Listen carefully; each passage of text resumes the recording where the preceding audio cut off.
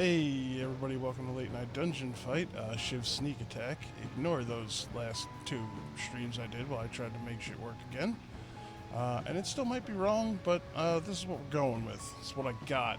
It's what I got. Go ahead. Playing some Binding of Isaac. We'd be playing Jackbox or something like that tonight, but everybody had things that occurred, or life happens, does that, finds a way to get in the way. It's how shit happens.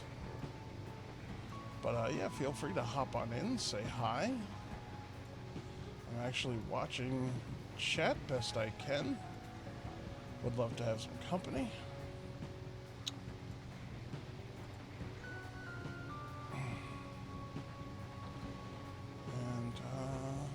Let's see.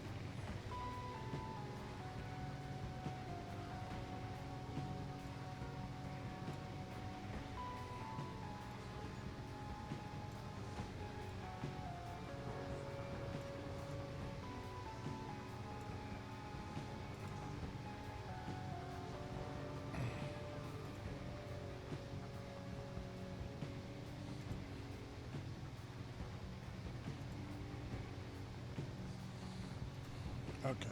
Oh, let's put that up there so I don't fucking trip over it later. No. Damn it. That's fine. That can stay up. That can go there.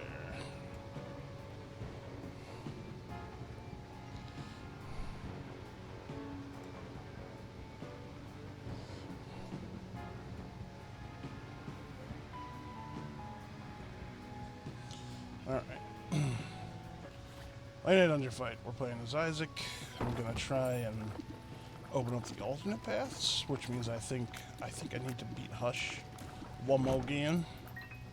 And I'm notoriously bad at this game, so.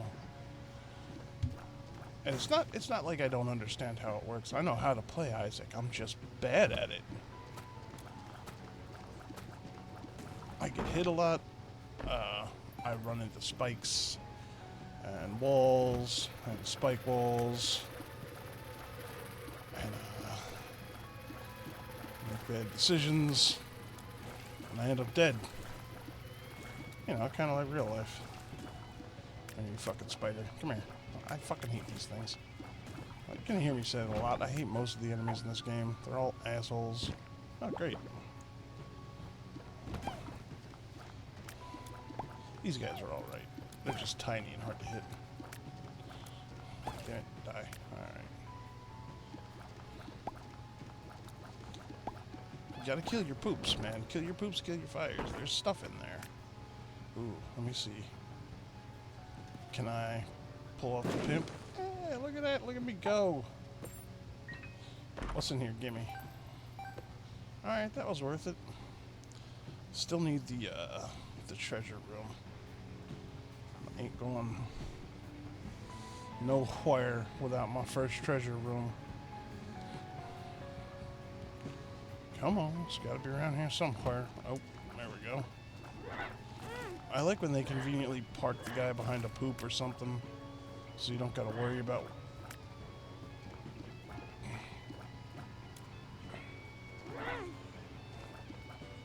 I hate these fucking guys. See, here we go. These guys are dicks. Twitchy fucking dicks. Alright. Well, now that all your friends are dead.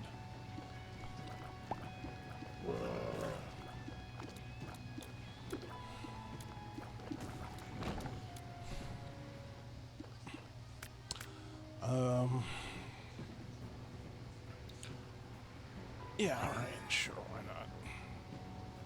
There's worse things. Man.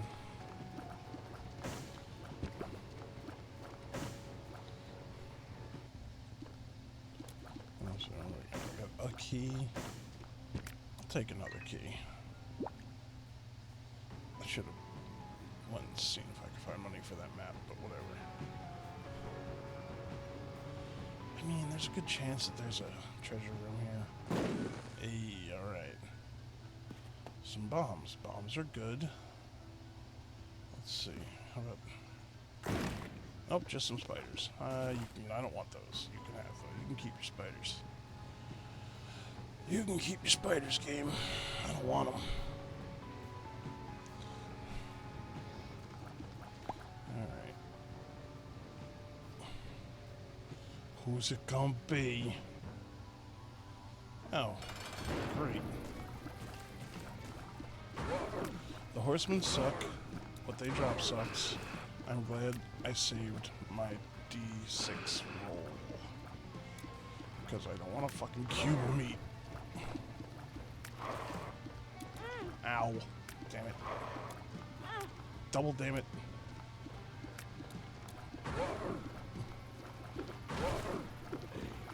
Oh, no. Oh, and there we go. First staff. There we go. All right, here we off to a great start. Curse of the Lost. Great. Oh, fuck. Get out of here. Ow. What a shithead fucking move that was. Come on, man. Fuck away from me. Back up. Not gonna be so aggressive. What is this? No. Okay, sure. I will probably die fast. Getting a free item at the beginning of the next run is never a bad thing. Unless it's a bad item, which is quite possible. I think the last time I did that, I got lard, which is, you know, it's nice, but you're slow as snail shit. And if you pick the wrong person and start off with lard, like Maggie, it's excruciatingly painful.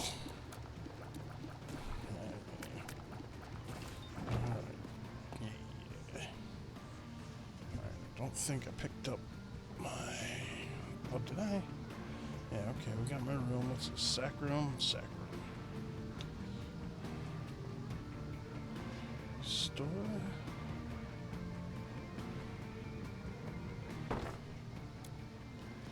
I mean, I'm not gonna try and get in here.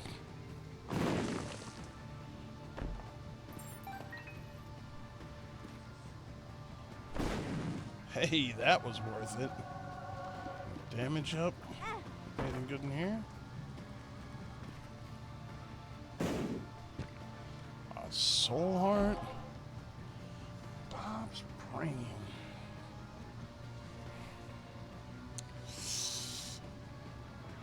Yeah, no, I'm good. I don't need Bob's brain. But I will kill these fires and take a free key.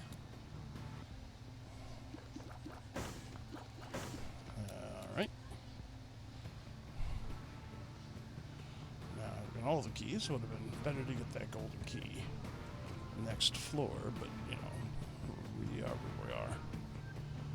Okay.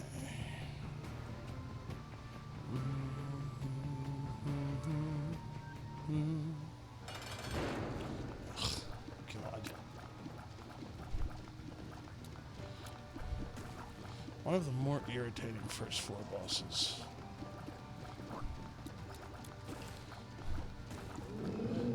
I come in stages because I'm a jerk.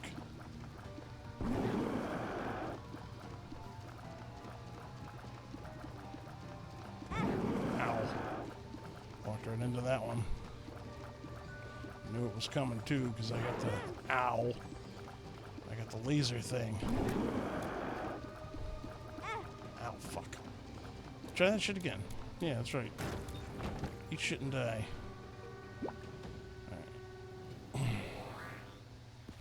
Ooh, more bombs. Ooh, piece of candy.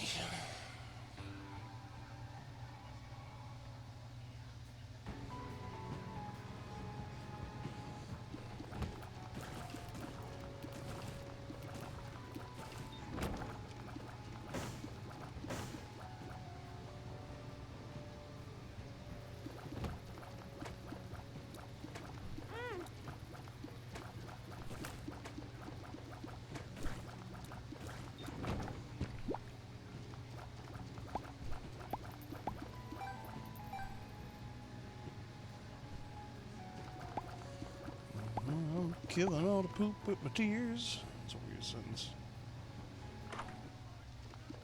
$3 bill, y'all. I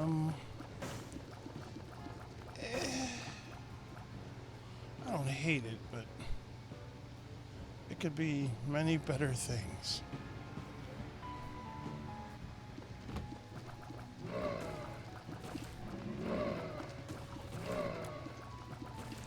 Like a damage up of some variety. Ah, shit, I should have gone in. Hey, tinted rock. Gimme, gimme. Alright.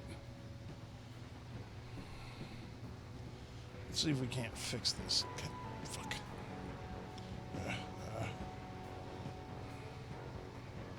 Come on, give me something better. I mean, it's not awful. Sure, safety cap, why not? It's better than the nothing we're currently carrying. You look like you might have a secret room. Let's find out. Hey, look at that. Son of a bitch. Ooh, a nickel. Good adventurers go left. Alright. I would have preferred another bomb, but you know. You take what you can get.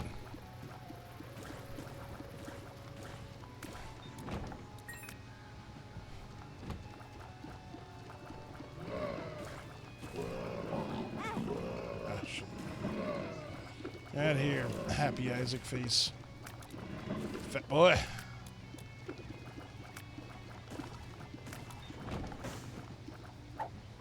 Wow, makes you large. I don't want to be larger.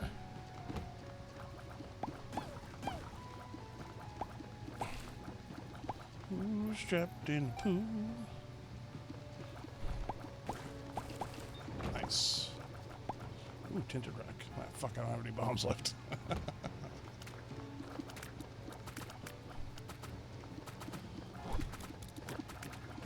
Ooh. Ah, son of a bitch. Son of a bitch twice.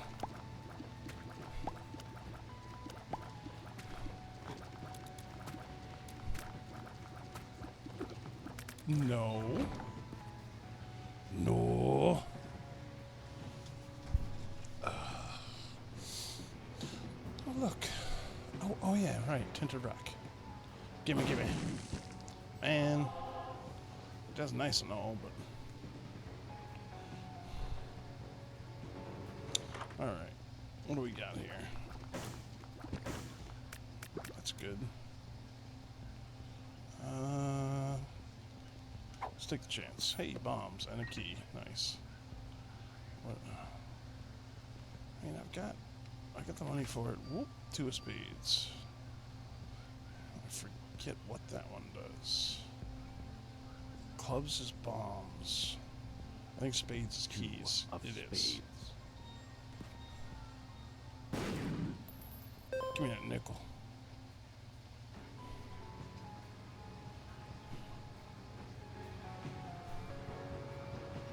Whoop. Da-na-na-na. Lord of Flies, Duke of Flies, whatever the fuck his name is, not that hard. He can be kind of annoying if you're weak. I mean, he's kind of annoying now. But I have a lot of tears, so it's not that big of a deal. Get out of here. Oop. Magic 8 ball. Don't mind if I do. Better planetarium chance. What do we got? The lovers. That's just some red hearts. We got a bomb.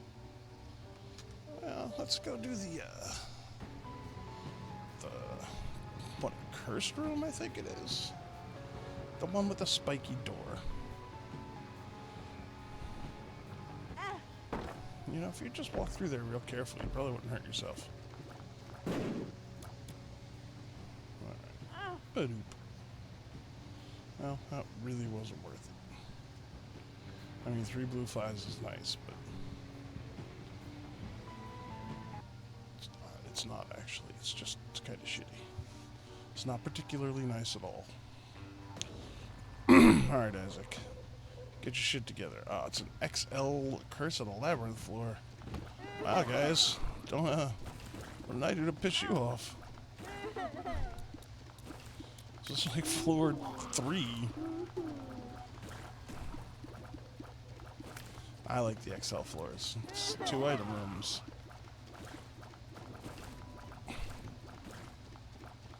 Could you fucking get out of here? I don't want to be larger. This is in my way. There we go. Keep trying to look around my bottle of water. It's not going to do anybody any good.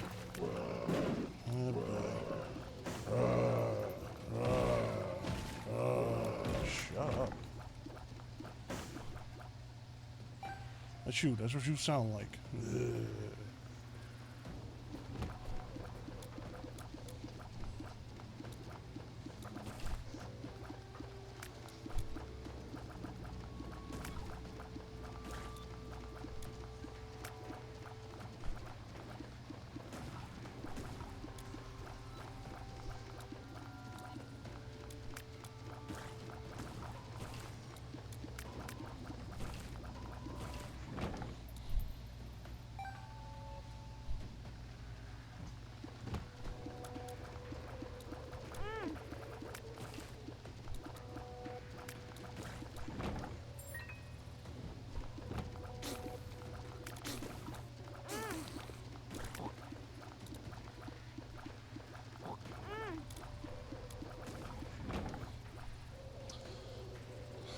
I got this here, the Lover's card, because I am bad at this game.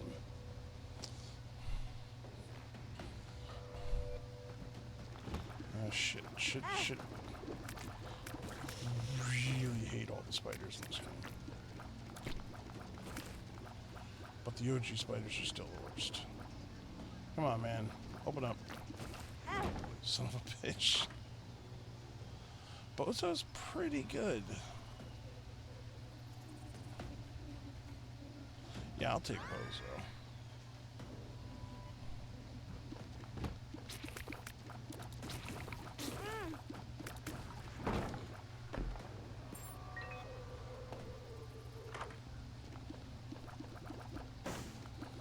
Ooh, the spider friend.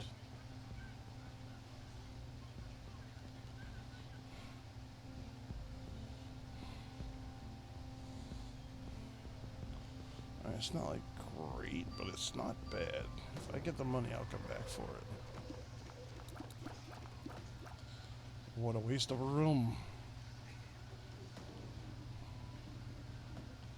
Oh, nope, can't get over there.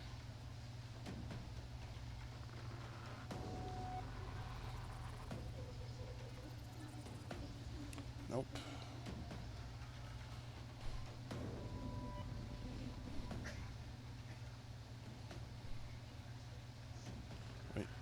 Hey, this is open.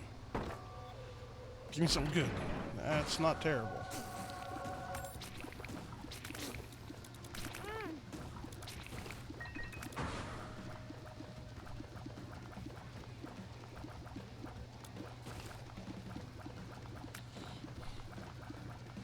This particular enemy is kind of irritating in a big empty room.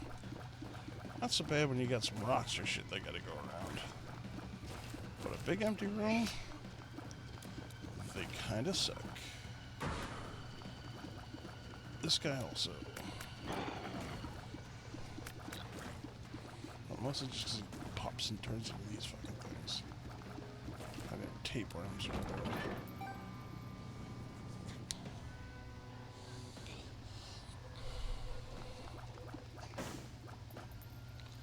Kind of look terrifying without eyeballs. No, God, get away from me. There's so many goddamn spiders in this game.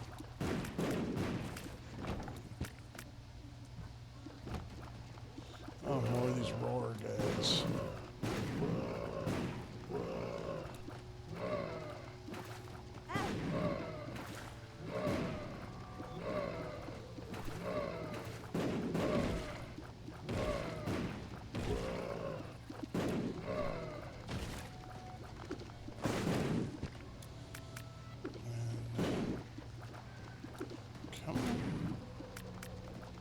out of here. I'll take that. Ooh, tinted rock.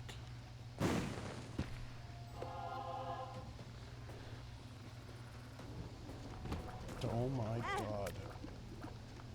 Just all the spiders. Get away from me.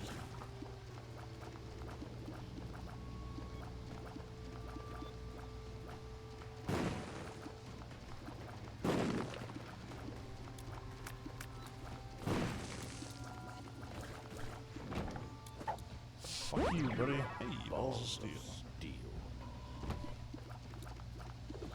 I am displeased. I am displeased. Every room is spiders. Aw, oh, come on. Who does that? Oh, shit. And dog, I heard you like boxes, so I put a box in your box.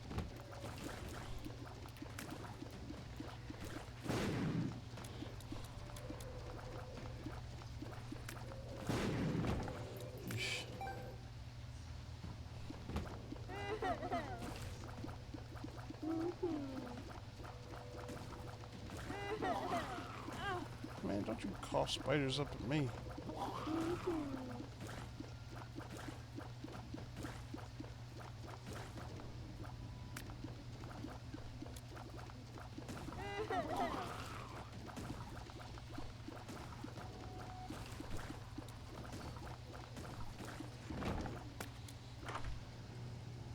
No marked. Contagion's not particularly good either.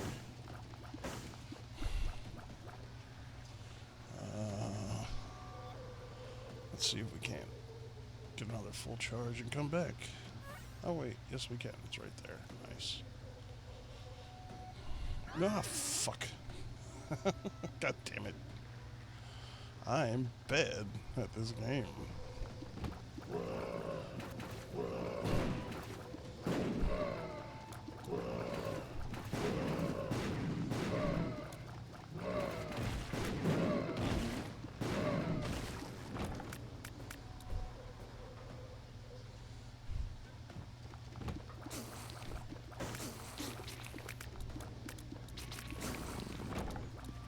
Alright, maybe Contagion was worth a pickup. It seems to be helpful.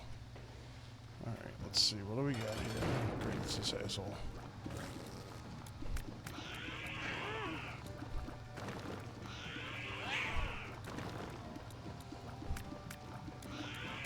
Sir, I really dislike you.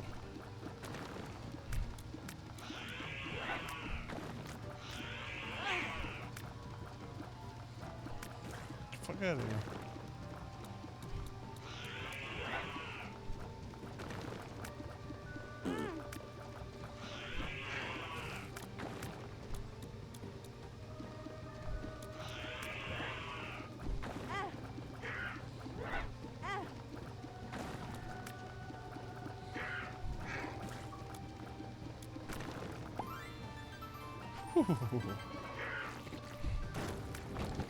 What a pain in my ass. Yeah, give me this.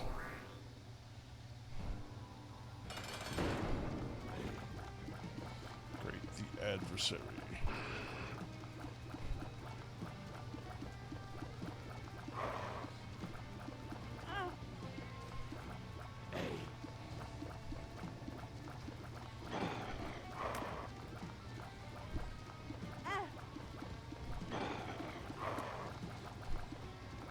Oh man, get out of here.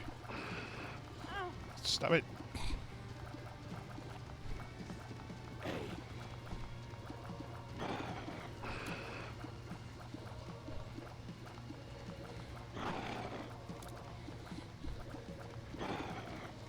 Yeah, that's right. What a fucking pain in the ass. I'll take the dog food, that's fine. I'll take the fucking dog food.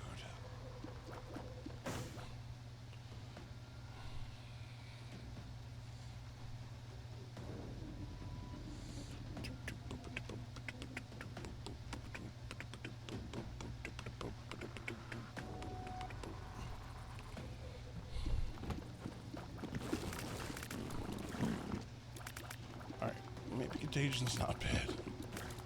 Kind of glad I got it now. Give me that.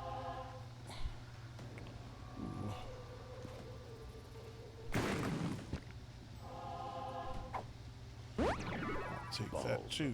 Steel. Out of here, fuckstick.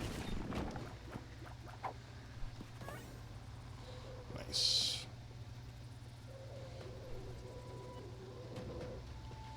I can go back over here. 47 miles? Wait a minute. No, I can't. I already picked that up, didn't I? I don't remember. Oh. You know what?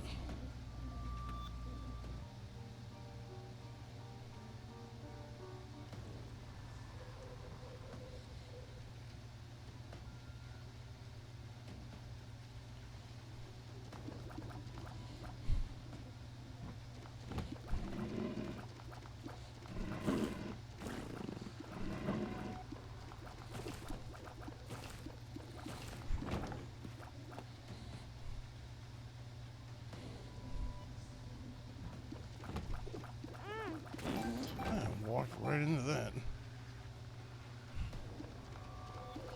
Okay.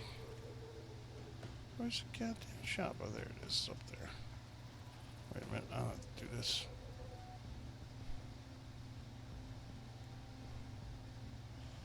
I did not get enough for Spider Buddy. I did get a bomb, though. Eh. It's not so bad.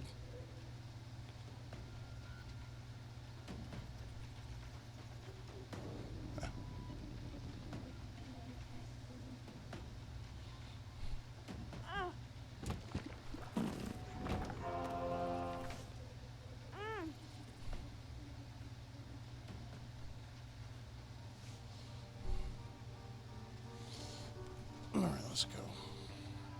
It's warm in here. Oh, hi, Miss Sprite. Or Mr. Sprite? Oh, well, not much is happening. I'm being bad at Binding of Isaac. That's what I do. I'm not great at this. But I try, you know. I gotta give it the old college try. What am I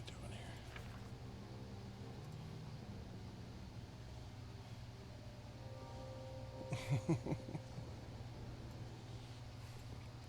Normally we'd be having our trivia night tonight, but things got a little turned around. People couldn't make it. Well, all right, bye. Thanks for stopping in.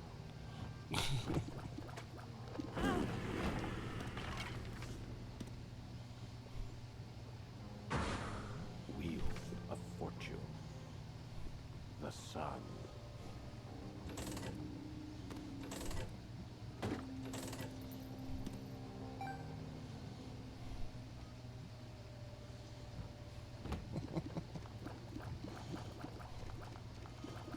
Hey, somebody came and said hi. Oh boy. I wish I was better at this game. Because I do like this game. There we go. I'm not particularly great at what I'm doing. Invested?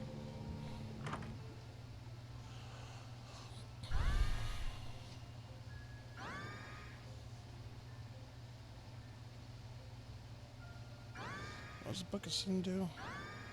Damn it. Come on, dummy. Spawns around to pick up. Got it. Yeah, it's not worth the, Oh, it's from in here, and you're stupid. Good job, dummy. Hey, there we go. Nope. Well, that was worth it. Free explosion.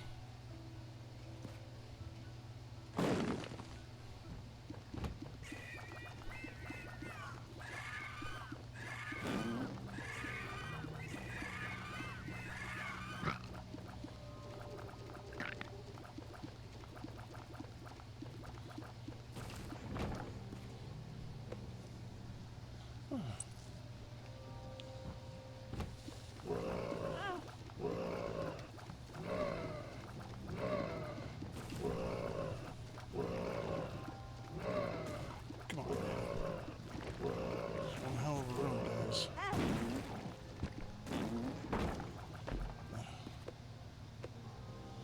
me spend a fucking bomb on that. I guess it didn't make me, but it'd still be in there if I hadn't.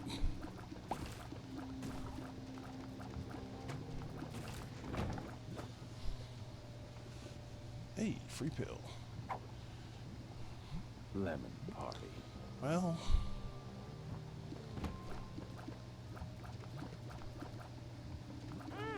get out of here.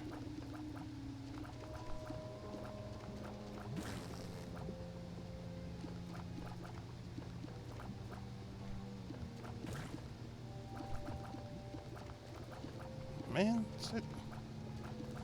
Just let me kill you.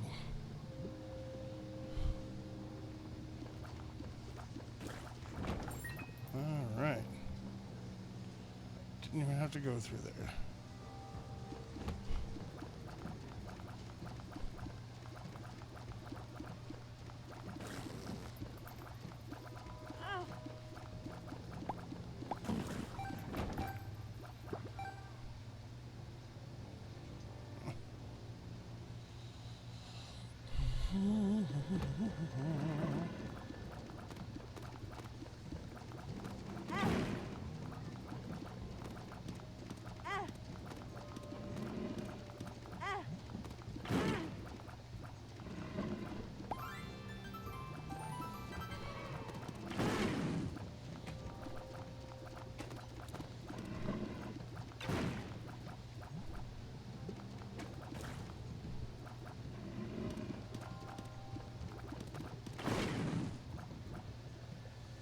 Why?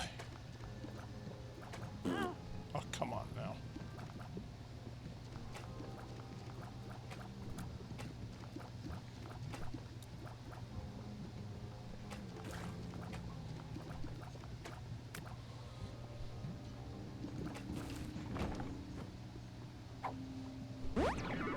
Tears up.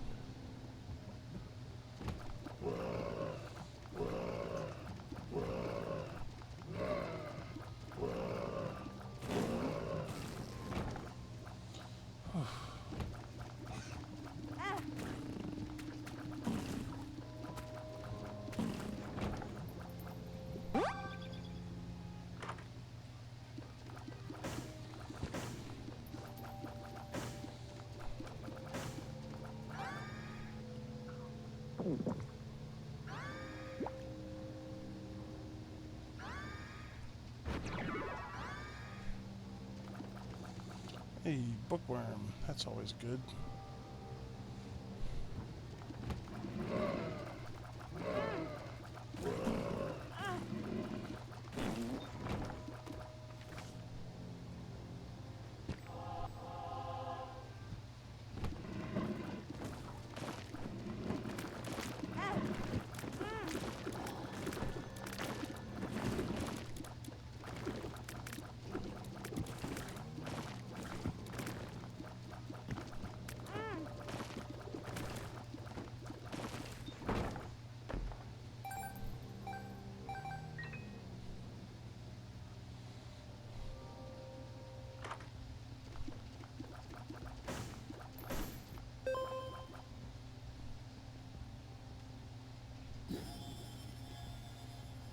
That felt wasteful.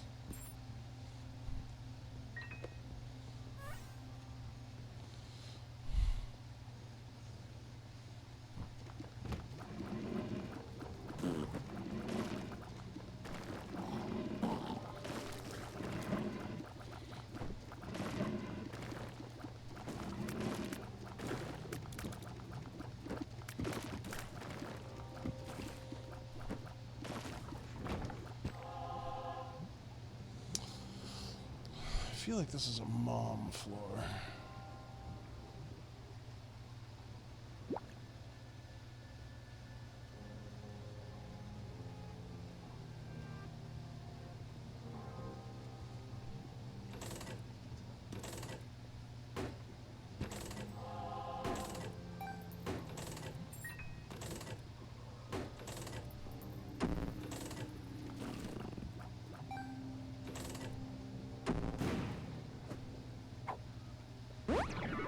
Another balls of steel's fine by me.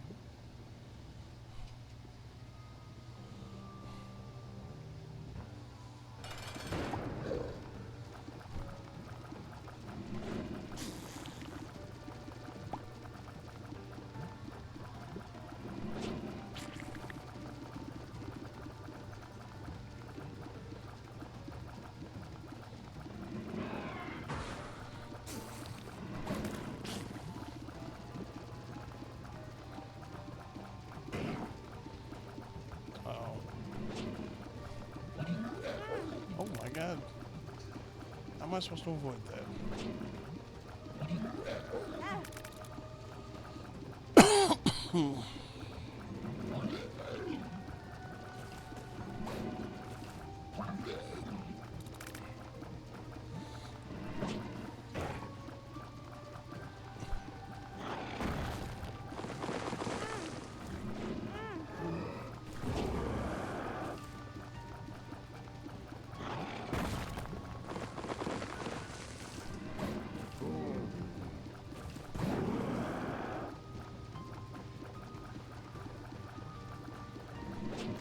Yeah. Fuck you, buddy. Yes, Satan. I'm not going to take a deal and I don't know what it is. It's warm in here.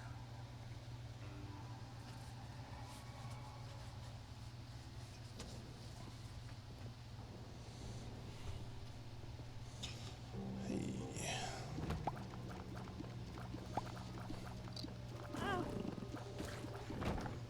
All right.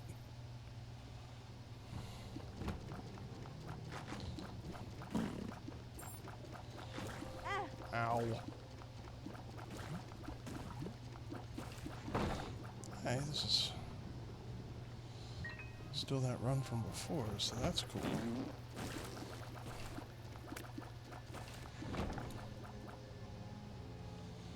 Can't get over to that. I don't know why I came back in this room. Oh, because I have to.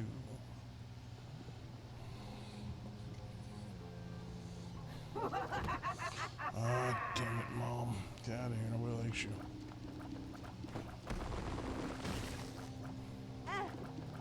Spooters.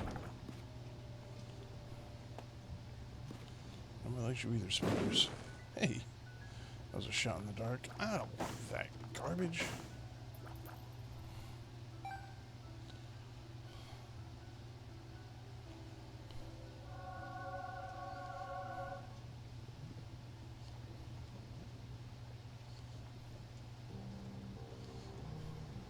Hey, look at that. Neat. Give me this back.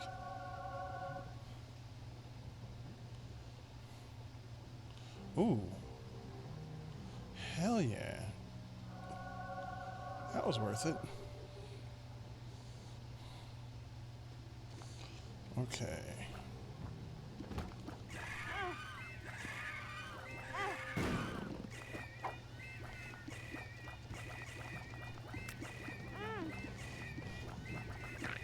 Get out of here, you weird screaming baby thing.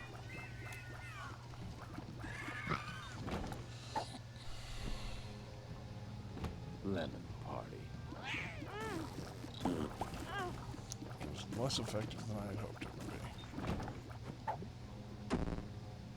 Oh no, not health down.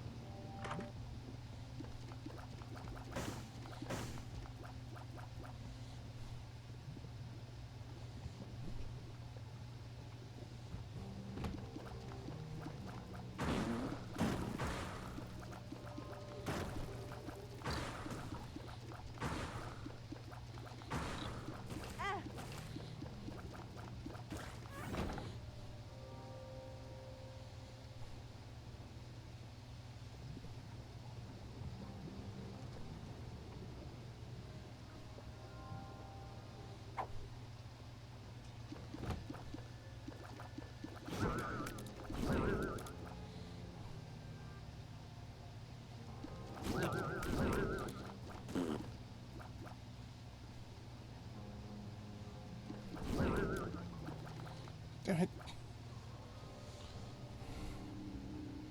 Stop wasting my time, Wizrobe. Jeez.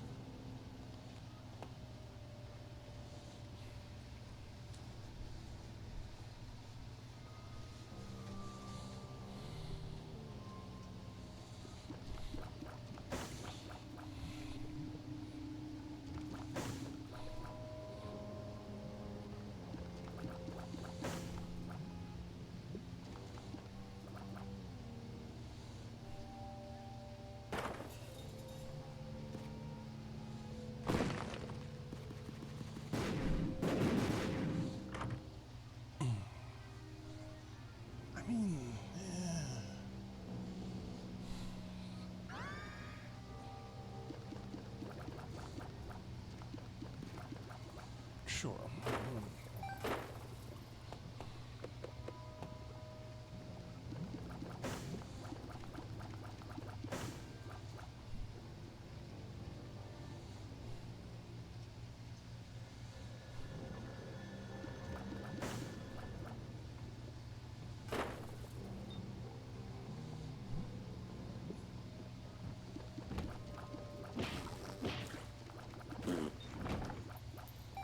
That was not worth it.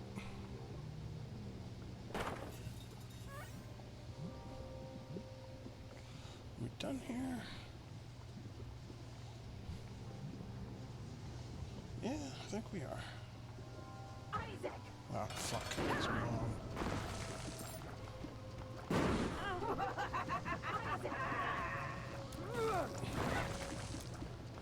This is not good mom damage.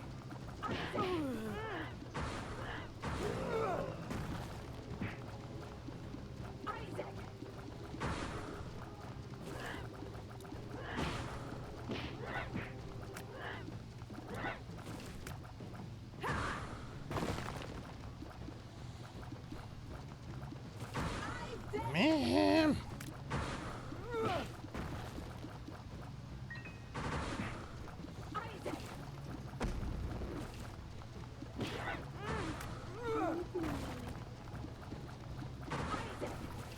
This is going to take a while.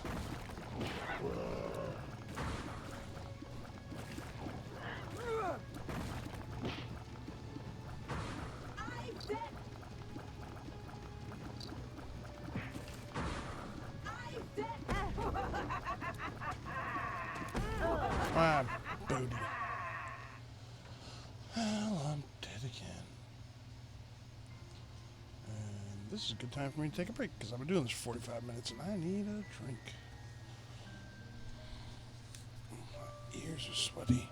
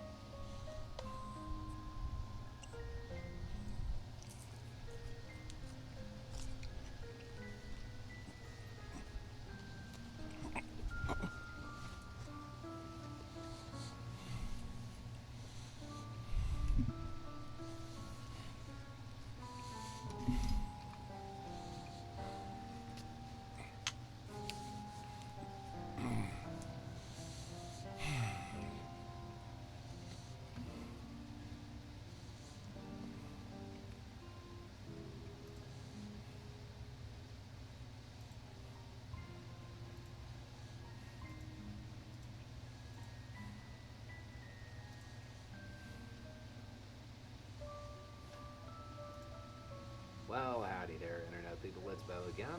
So today we are going to talk about Wisconsin and the resolution to a proceeding, what it means, how it is unique, and what it means for Wisconsin in general as time kind of moves forward, because it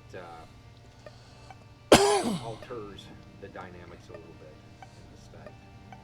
Okay, so if you have missed the news, 10 of the fake electors in Wisconsin have settled a civil suit. That suit, the settlement to it requires that they admit that Biden won and that their actions were part of an effort to overturn Biden's victory. They also have to withdraw their filings. They agreed not to serve as electors or in any election in which Trump was the candidate. Okay, so how is this significant? To my knowledge, this is the first time that anybody involved in the elector thing has acknowledged that Biden won, and that their actions were a part of trying to deny him his victory. That's kind of a big deal. Now, one of the things that is certainly going to come up, especially with some of the news about Kenneth Cheesebrough, is that this is civil. Wisconsin officially does not have a criminal investigation proceeding. They don't have one officially. The Attorney General in the state has indicated that they plan on relying on the federal government to sort out the criminal aspects to it. At the same time, there is the reporting that says Cheesebrough is talking to state investigators, which is odd. If there's not a criminal proceeding, what's going on? It could just be a probe. Remember, there are investigations that occur that aren't geared toward ending with criminal prosecution, and that may be what's going on. Or the AG will absolutely have a criminal investigation going on and just not want to tell anybody. That's also a possibility. But at this point, we don't know. What we do know is that the slate of alternate electors there, the civil suit has come to a conclusion. They have agreed that they were wrong, basically, and that Biden won. All of this is like a lot of the other little building blocks we've been seeing lately, where things are coming to conclusions.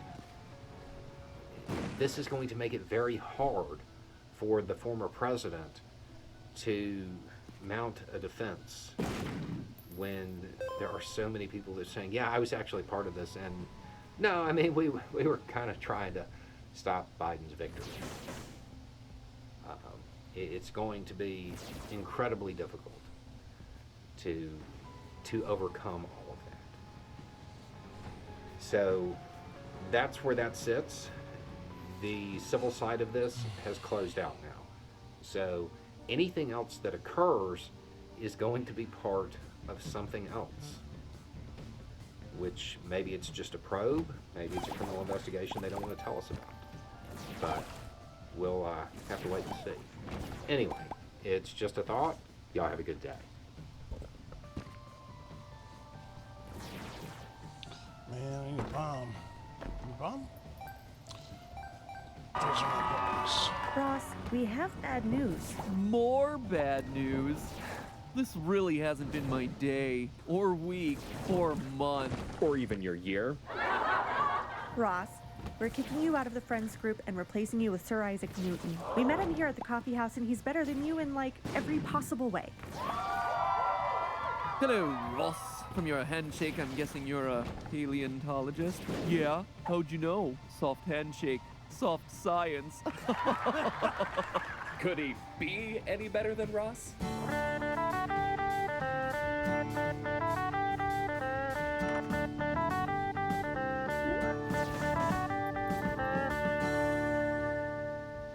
Hello, Internet. Welcome to Food Theory. Hold up. They always spell it wrong. Much better.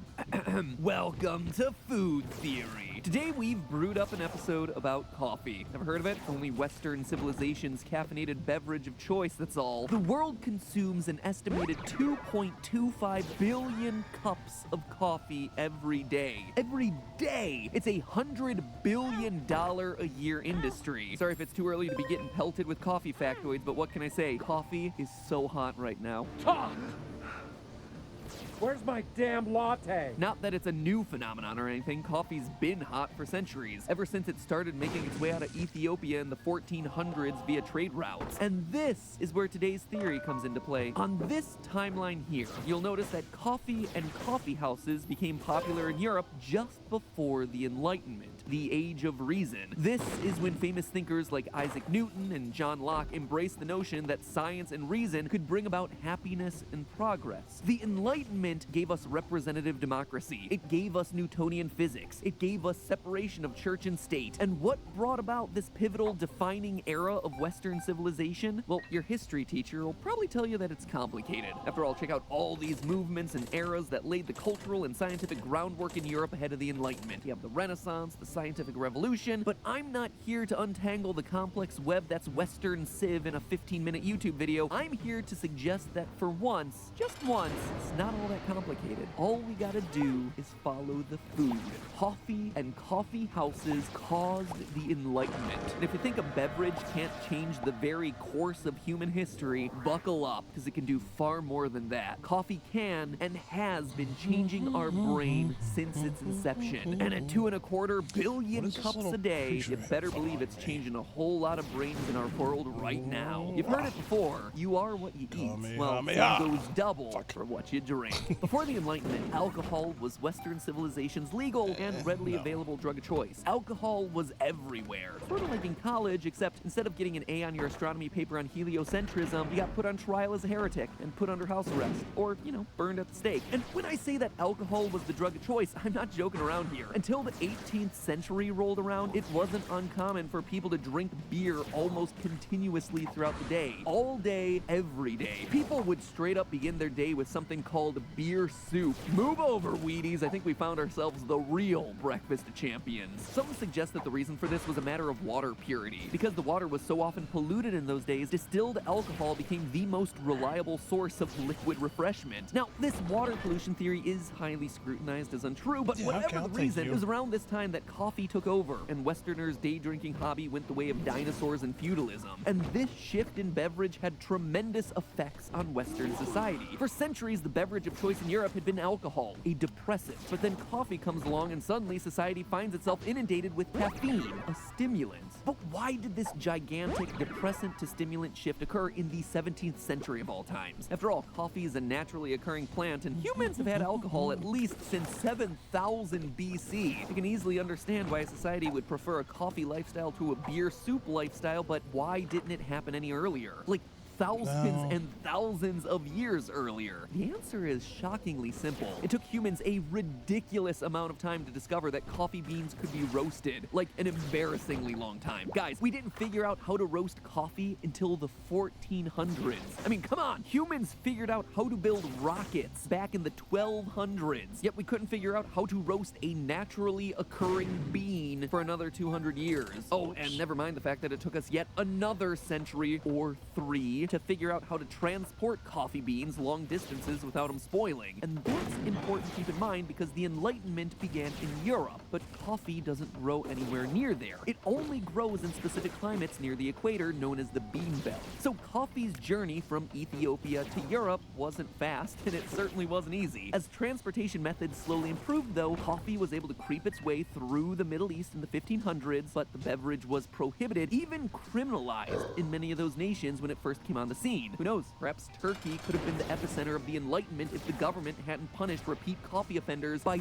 sewing them into leather bags and tossing them into the ocean. Watch out, Starbucks baristas, you play a dangerous game. By the mid-1600s, transportation methods were finally at a point where Europe had access to all the caffeine it could possibly handle. Now, a shift in beverage preference may not seem like that big of a deal, but it was. Depressants and stimulants affect our brains in very different ways, and when an entire society undergoes a simultaneous change in their brains, well, that's when you get yourself a cultural shift like there never was before. Essentially, a depressant acts to slow down or depress the activities in your brain. Doctors typically prescribe depressants to relieve anxiety or help with sleep problems. Adjectives that pop to mind include relaxed, sedated. The word motivated does not. Think of it this way. If depressants were a person, they'd basically be the dude from The Big Lebowski. Well, you know, that's just like, your opinion, man. Meanwhile, stimulants do the exact opposite of depressants. They speed up, stimulate activities in the body. This means heightened alertness, concentration, more energy. If stimulants were a person, they'd be this guy. Coffee time!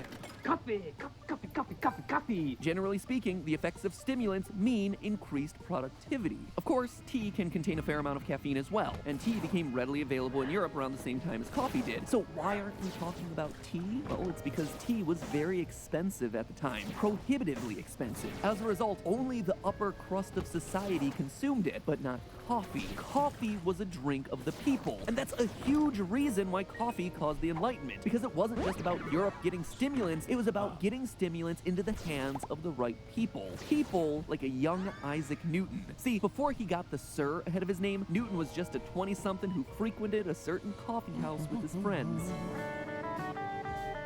Okay, not that coffee house, and not these friends either. Isaac Newton's buddies at Oxford were a tad bit more intellectual. Newton happened to be studying at Oxford when the coffee house craze first came to England. Now, an enlightened mind would never attribute something to fate, but it sure seems like Newton was the right person in the right place at the right time. In 1655, Newton and his friends formed the Oxford Coffee Club. Early participants in the club included Sir Edmund Halley, the great astronomer from whom Halley's Comet is named after, Hans Sloane, founder of the British Museum, and of course, Sir Isaac Newton, who's arguably the inventor of calculus and is inarguably one of the most remarkable scientific minds of all time. So this incredible group of people would meet up at the Tilliard's Coffee House to share ideas. They even dissected a dolphin on a coffee shop table during Newton's tenure as president of the organization. And over the years, the club evolved and grew to become the Royal Society of London, regarded today as the most prolific and most prestigious scientific academy in the world. Members of the Royal Society include Albert Einstein, Charles Darwin, Stephen Hawking, Benjamin Franklin. Pretty much every major scientific leap made in the past 4 centuries can be traced back to the Royal Society and to the coffee house that started it all. But there was another reason why Oxford students were so drawn to the coffee houses. At the beginning, pretty much all of the coffee houses were located on the Oxford campus, because the king was strictly opposed to having the influence of caffeine. That's right, coffee and caffeine had a tough time gaining acceptance in Europe, much like in the Middle East. The coffee houses, or invisible colleges as they were often referred to, were detested by King Charles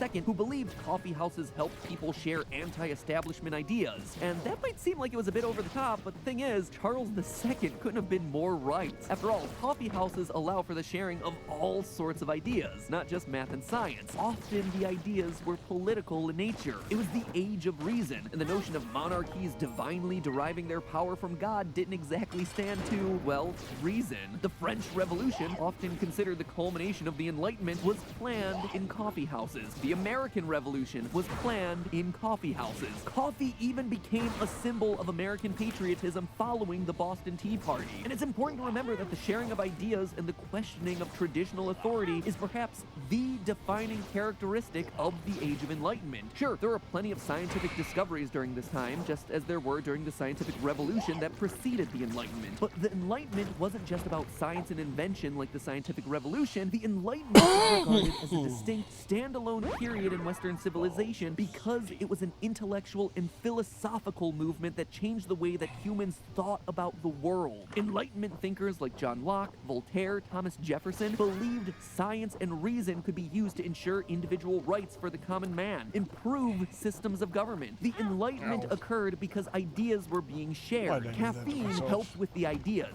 Coffee houses absolutely helped with the sharing. So as you can see, a society's drug of choice has a massive impact. For hundreds of years, Western civilization literally had a depressant flowing through its veins. The manifestation of that was the Dark Ages, perhaps the most unproductive period in human history. Once the West switched over to coffee, there was a new focus on reason and free thought. Democratic ideals swept the Western world, and globalization had taken productivity to a whole nother level. So that begs the question, what comes next? Will caffeine continue to dominate our culture for centuries, or will the pendulum inevitably swing back to alcohol? Or is there another drug on the horizon? Well, here's the thing. What if I told you there was another drug on the horizon? Remember how I mentioned earlier that coffee is a $100 billion a year industry? So what if I told you that this drug on the horizon already is a $100 billion a year industry? Only right now it's largely underground because it's currently illegal in a lot of the world. It's changing though, because not only is this drug becoming increasingly legal in countries across the globe with every passing year, but also young people have more permissive views of this drug than older generations do,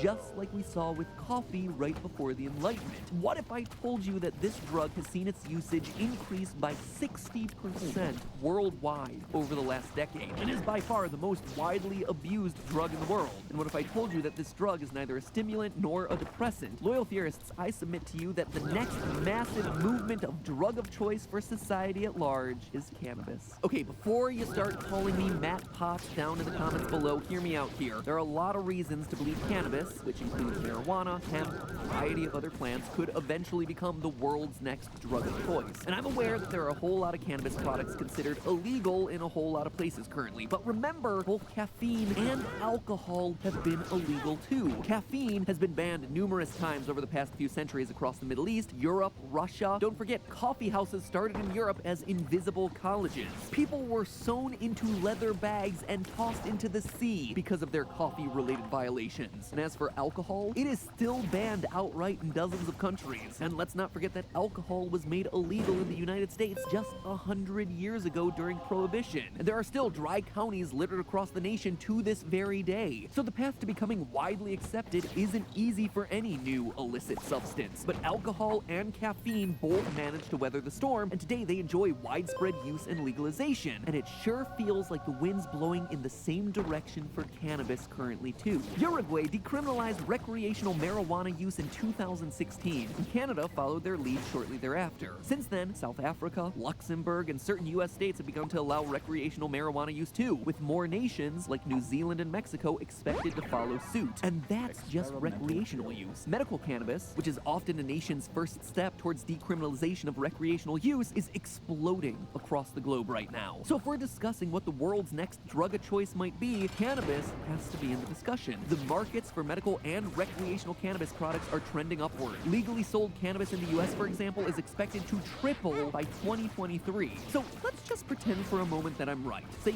cannabis does indeed become the drug of choice for Western civilization someday soon. What would that mean for society? Would society start to resemble the Dark Ages? Because cannabis isn't as easy to classify as alcohol or caffeine. Cannabis is a broad term that encompasses a whole lot of products derived from a whole lot of different parts of a whole lot of different plants. As a result, it doesn't fit into one singular classification. It can act as a depressant in certain forms. It can act as a stimulant in other forms. It can also act as an opioid. Opioids affect the body by attaching proteins to opioid receptors in the brain, effectively blocking a person's perception of pain. Opioids can make you feel relaxed, even euphoric. If opioids were represented by a person, they'd be Olaf from Frozen. Hi everyone, I'm Olaf, and I like warm hugs. I mean, the guy's never not happy, he feels no pain, and he is definitely chill. But could society really go in that direction? Could we actually become more like Olaf? Hello.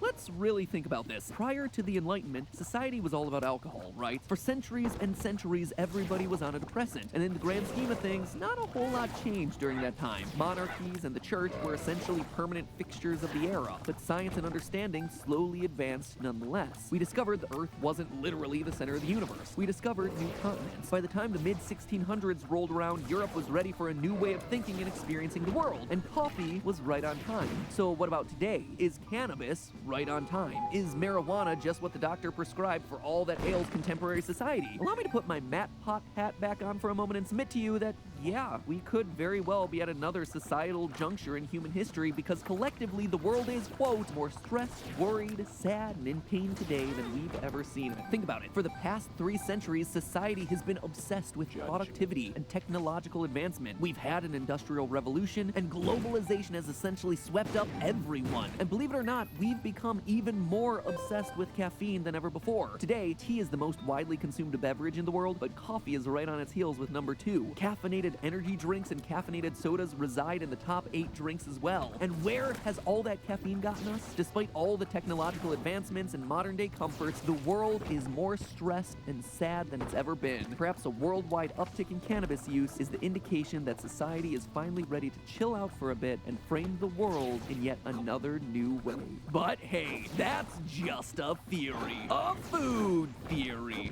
And speaking of framing your viewpoint of the world in a new way, that is the goal of this channel, Food Theory. Each episode is getting you to question your assumptions about the food that you consume each and every day. Like, hey, did you know that carrots aren't actually that good for your eyesight? It's actually all a big part of a propaganda campaign, but that's an episode for another day, which you should subscribe in order to see. So please hit the red button that you see below this video. So anyway, thank you so much for your subscription. It helps prove that this is a channel you're interested in, that you're excited for this kind of content. I am really enjoying working on this channel. I'm learning so much about a whole new category of stuff. Also, if you're a fan of game theory and film theory, this channel is actually able to cover a lot of new topics that we've never addressed anywhere because it covers a lot of chemistry, and we haven't been able to touch on a lot of chemistry topics over on those other 2 channels just by the nature of what they cover, whereas food, it's all chemistry. It's really, really cool stuff. So anyway, thank you so much for your subscription to Food Theory, and as always, we'll be back next week with more food theory goodness. Over the teeth, over the gums, look out stomach, here it comes.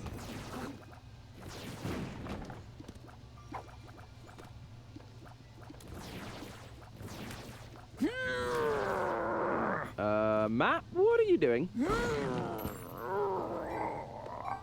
Just squeezing these cashews to get the milk out of them.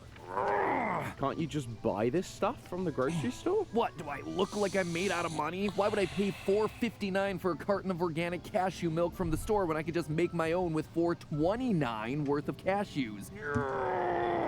There has got to be a more convenient way to save money. Oh, really? Name one. Well, I heard that by calling Geico, in 15 minutes you could save hundreds of dollars on your car and home insurance. Geico, sponsor for today's episode. You're telling me that in 15 minutes I could be saving 15% on my car or home insurance? That is awesome. Guess I don't need this anymore. Get me a phone! And a towel.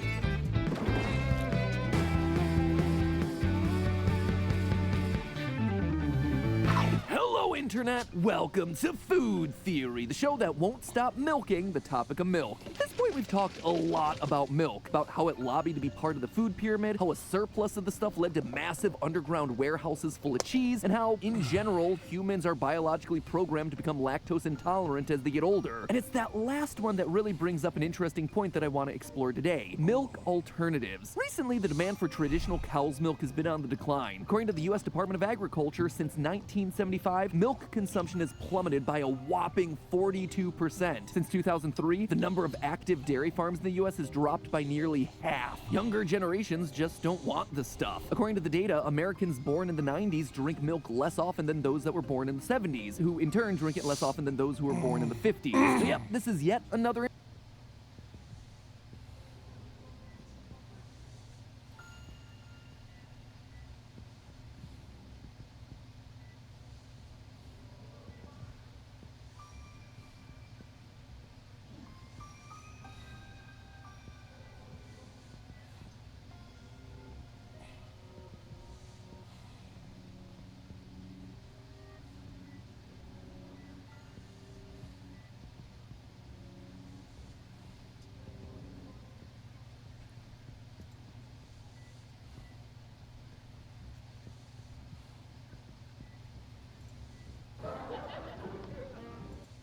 someone goes to a strip club, they don't leave thinking, wow, those poles. What if it's a Polish bar? How are your nipples? They've recovered. I kiss them better. I'm starting to get concerned. He was very method and Oh yeah, you think you can hit this one? Well, you probably can't, you silly bloody Kiwi, sexy Kiwi bloody cricketer. There we go, you bloody sexy Kiwi. 6 off the last ball, good luck. Waltzing Matilda.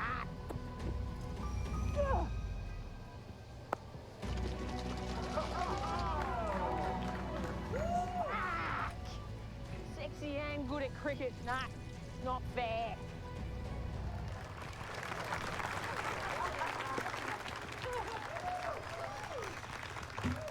A very bold assumption, Mads, that my love of cricket actually arouses me.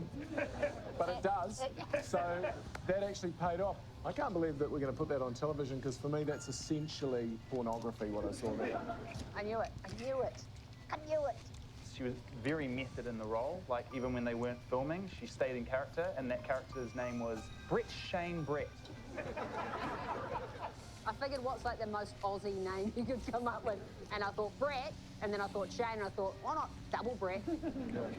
All right, I think we've almost seen enough sexy stuff, although I believe guys still to come. Unbox 2014, so. Okay. On that idea. I asked you for too much help. I think if I saw a naked... in that track? It's for copyright and...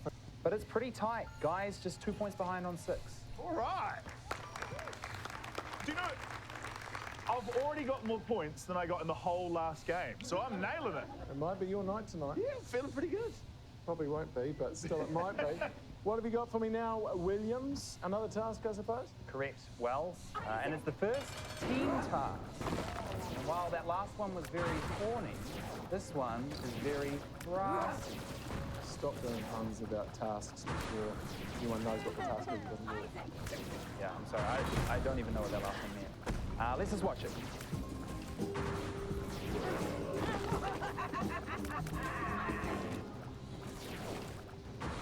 Oh, boy. Hi, Paul. Cuba? Right. Back to my orchestra. How's it going? Hi, guys. Nice to see you, Bren. Good to see you too. Very good. Nice outfit. Thank you. This is my costume. This is my costume. Damn, you kicked the shit out of me. It's just made a bit of time. In the orchestra, main violin. Ah. Hey. Hey, how you going? You in on this as well? Yeah. Oh, it must be a group challenge. Oh. You two look great together. You look like you're about to do a double act. We're in love. Wow. Yeah, thank you. Well, you better end up. I can stand by the way. Oh, same. Yeah. Oh. Of myself. No. Yeah. Yours. No, you're great. You did a task? Yeah. Yeah. Do you want to open it? I'm going to open it and you can read it. Okay. Catch a grape with this tuber from the furthest distance. You may not throw the grape. Your distance will be measured from the first grape successfully caught. Bonus points available for playing a lovely song on the tuba or catching the grape. You have 20 minutes. Your time starts now! Can we see the first team? Let's. Here's Lee and Angela. Can you play? I'll give it a go, yeah. Hang on, I can play with this finger. Oh, yeah.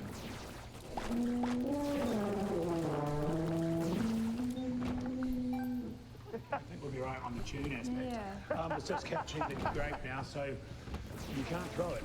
We need to eject it somehow. Oh, I can catapult it. Yes. Like, Yes. I can't see anything here. That would use. I've got a balloon. Here we go. Oh, yeah. It's a bit tight. Okay. Is there more balloons? Yep. So what's the plan? We're going to make a catapult with the deer antlers, balloons clearly, and shoot the grapes into the tuba you see before you. So you can... Whoa. You should practice.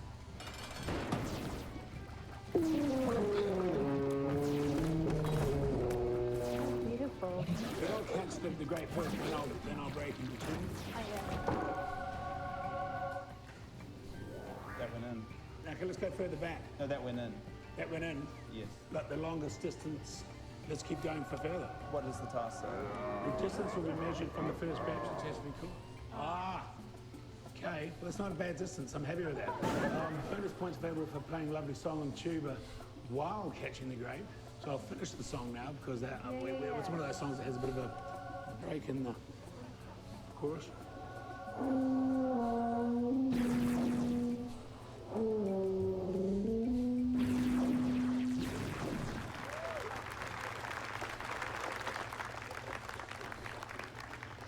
It's one of those songs that has a bit of a break in the chorus. Yeah, look, we had the instrumental break. We did the break from the instrumental, so to speak, and did that later on. Because how much of the process were you involved in? It seems like you weren't involved in a lot of it. I know it seems that way, but I came up with the catapult and balloon, and he had the antler and the tuba. And I also did the fingering. I'd like to think I did some of the fingering as well. I'd like to move on to the second. I think we should, yeah. So we've seen a dynamic duo. Time to move on to the three Tasketeers, Brinley, Madeline, and Guy. We could play it with a slingshot. But unlike if we catapult it, would that be more accurate, or? Yeah, catapult it. Catapult it, but it has to. We need distance, so we go out in the field. Yeah, let's go out in the And field. get some stuff to I'll launch. take the grape. Pretty good.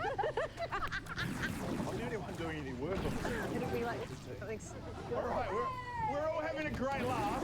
I'm trying to win the goddamn competition. If I just throw it like that, is that allowed? I think that's a throw. Why don't we tie this and then we can poof it? Oh, it's like your slingshot idea. Yeah, I'm ready, bitches. Here we go. 3, 2, 1.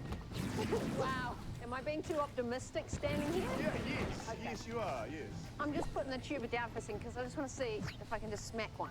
Good idea. I'm glad you're here. Oh, hold the tuba! Oh, she got a hold of that one. If you get the middle of the spade. Yeah. Do I play and then catch? Is that how this works? Yeah, you got to play and catch. Okay, ready?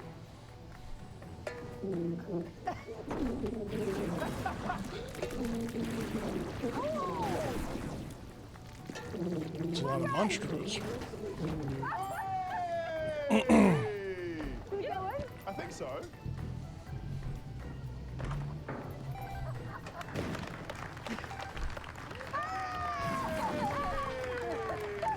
Shall I play We Are the Champions? Yeah.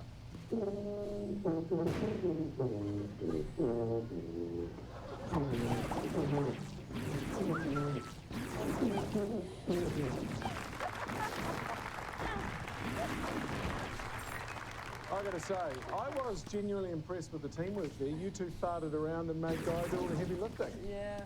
We completely abandoned what I was doing, and then they did the whole thing. And I took the credit. Classic man. Is there any reason why we didn't have to censor Brinley's amazing rendition of We Are the Champions? I mean, I don't know. Was that We Are the Champions? I was trying. We don't have it by any chance, do we? No, we don't. But we do have an audio clip of the tune she was playing as she fought the grape. Okay. Wow. Would you like to hear that? I'd love to hear that. Okay.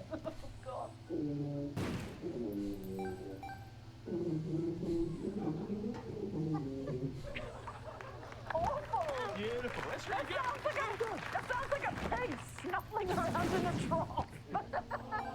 No, it was something. I mean, it's not an easy task. You've got to concentrate on a few things. It's not easy. Would you like to know the distance? Yes, please. Okay, so the first team, 3 meters. Brinley, Guy, and Madeline scraped ahead by 99 centimeters and an additional 10 meters.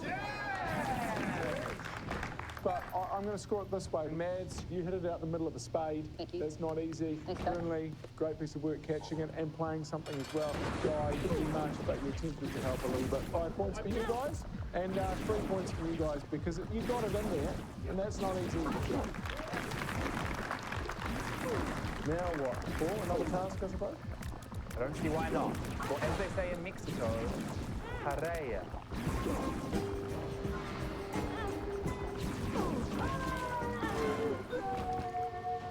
Who's Paul? Where's Paul? Where's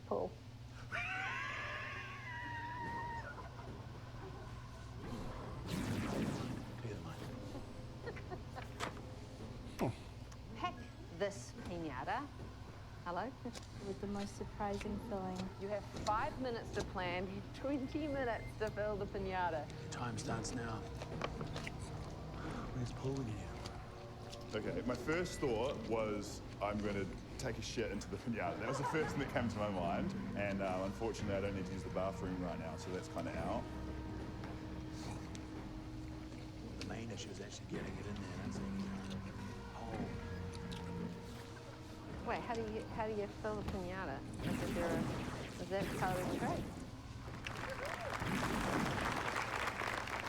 What was that martial arts move that you pulled on the empty pinata, Lee? It's a clearing of the martial art thing I used to do a few years back in my judo.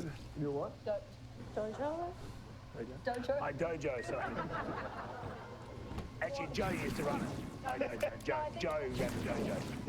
How do you actually fill the pinata? Well, there was a very simple trapdoor on the belly of the pinata, but reviewing the footage, 4 of the 5 contestants did attempt to fill it through its non-existent anus. Can't wait to see that, and I can't wait to be surprised by these surprising things, but first, we're going to fill 3 minutes with some surprising ads. We'll see you very soon.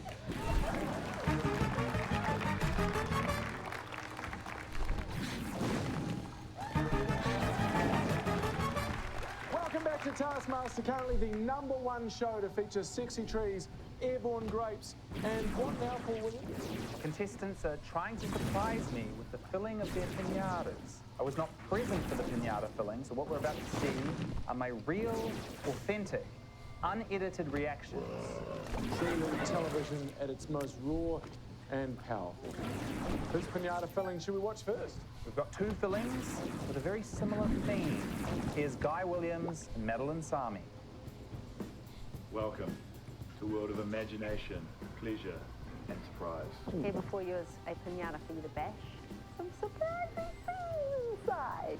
Can't wait to see the look of surprise on your face, mate.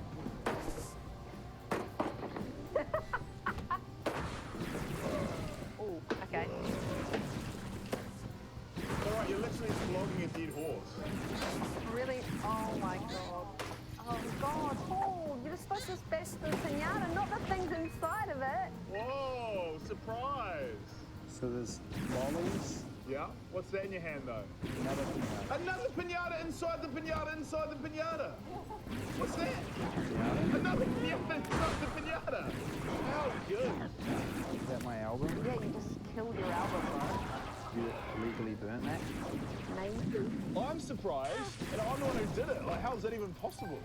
Is there anything else in here? They're little mini pinatas. You would know that if you hadn't bashed them to smithereens. It was pregnant. Twins. So you're happy with how it went? Well, to be fair, you're like going out of your way to hide your emotions. But I know you. Speaking to the camera now, I've known Paul his whole life. He doesn't show many emotions. And isn't that just typical of Kiwi males these days? They don't show what's on the inside, you know? They don't let their heart bleed. But I know when I saw Paul there, that was as surprised as he'd ever been his entire life. Experimental.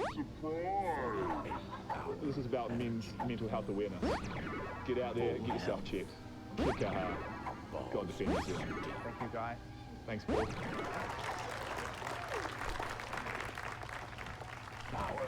I don't think anyone has ever done less for men's mental health awareness than you. Go out there and get yourself checked. Yeah. If anything, I've made the situation worse for a lot of men. Guy, you put lollies inside of your pinata. Yeah. It's not very surprising, really. Lollies inside of a pinata. That's what pinata. It was pinata inception, guys. There was a pinata, inside there was a smaller pinata, inside that there was another pinata, inside that was another pinata, and inside that was a lolly. Is that not blowing people's minds right now? Wow! I feel like you're slightly over-exaggerating how many pinatas there were. Whoa! I'm amazed! Also, I did the pinata within the pinata as well, so it possibly wasn't as much of a surprise depending on who was. I did see Madeline's first. Whose pinatas are next? Up next, we're getting to Sunny LA, which stands for Sunny Lee Angela. I'll get out. Hello, Lee. So you have to pull the tail. There's like an arrow down there. Oh, okay. I'm kind of hoping you can maybe get underneath it. Okay. And kind of even lying down there would be quite good for me. What I might do, there's also a Mexican thing. I might head over here and give you a bit of a soundtrack. Okay, cool.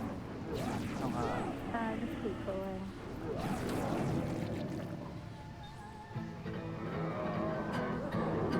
Down? Yeah, that's one.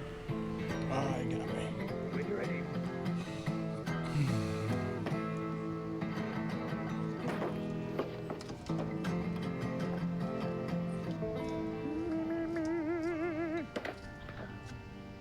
Is that a pizza? Yeah. And a Christmas cracker? Yeah. It's like turmeric or something, like some Yeah. sort of spice? And a bit of flour. It's supposed to be like sort of a chili kind of pepper. Vegetarian spinach. Yeah. Are you vegetarian? No. I was hoping for an effect, Alright, but well, to be honest with you, I lost a bunch, and I'm tired. I'm gonna go. Thanks for stopping by if you did.